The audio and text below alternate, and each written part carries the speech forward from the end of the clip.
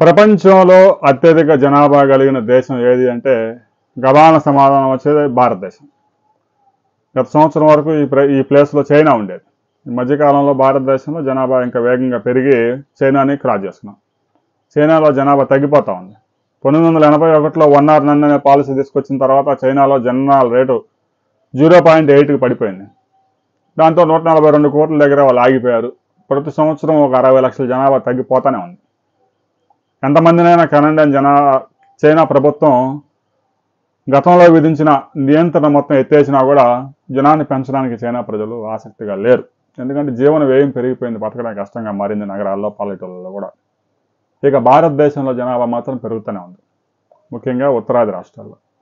దక్షిణాది రాష్ట్రాల్లో చూసుకుంటే ఆంధ్రప్రదేశ్, తెలంగాణ, కర్ణాటక, కేరళ, తమిళనాడు ఈ రాష్ట్రాల్లో చూసుకుంటే జనాభా పెరుగుదల రేటు 0.8 నుంచి 1.5 దాకానే ఉంది. అంటే 0.8 నుంచి 1.5 దాకా ఉంటే జనాభా స్టెబిలైజ్ అయినట్టే, పెరుగుదల పెద్దగా ఉండదు. ఎందుకంటే ప్రతి సంవత్సరం 0.8% మరణాలు ఉంటాయి. అందువల్ల కనీసం 1.8 జనాభా పెరుగుదల ఉంటే ఆ 0.8 మరణాలు ఉంటాయి కాబట్టి 1% జనాభా పెరిగే అవకాశం ఉంటుంది.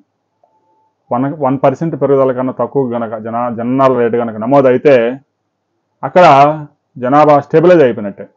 ఇంకా 0.7, 0.8కి కనుక పడిపోతే మరణాలు ఎక్కువ ఉంటాయి, జనాలు తక్కువ ఉంటాయి.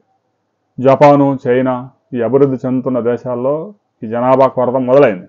అయితే ఆంధ్రప్రదేశ్లో కూడా ఇలాంటి పరిస్థితి రాబోతా ఉందని ముఖ్యమంత్రి చంద్రబాబు నాయుడు ప్రతి మీటింగ్లో చెప్తా ఉన్నాడు.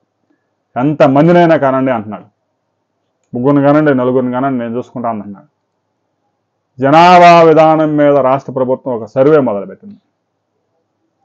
జనాభా పిల్లలు ఎంతమంది ఉంటే బాగుంటుంది, 1రా, 2రా, 3రా అనే దాని మీద ఒక క్వశ్చన్ తయారు చేశారు.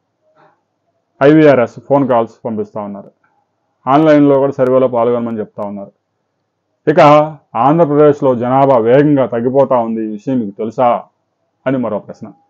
ఈ విధంగా 32 ప్రశ్నలు తయారు చేసి రాబోయే రోజుల్లో ఆంధ్రప్రదేశ్లో జనాభాని పెంచడానికి జనం సిద్ధంగా ఉన్నారా లేరా అనే విషయాన్ని కూడా రాష్ట్ర ప్రభుత్వం కనుక్కునే ప్రయత్నం చేస్తూ ఉంది. జనాభా పడిపోవడానికి అనేక కారణాలు.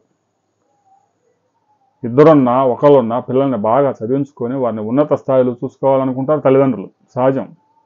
మరి 3, 4, 5 కంటే వీళ్ళందరినీ కాలేజీలో ఫీజులు ఎవరు కడతాడు?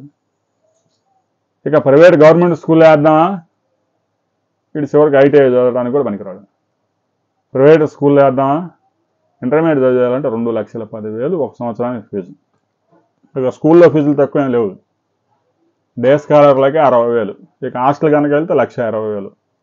ఈ విధంగా 3, 4, 5 కన్నవాడు వాళ్ళ పిల్లలకి న్యాయం ఏం చేస్తాడు?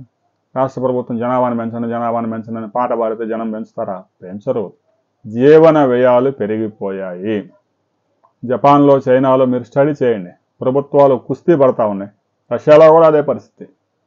జనాభాని పెంచండి అంటే జనాభాని పెంచమని మీరు నినాదాలు ఇచ్చినంత మాత్రం జనం జనాభాని పెంచరు.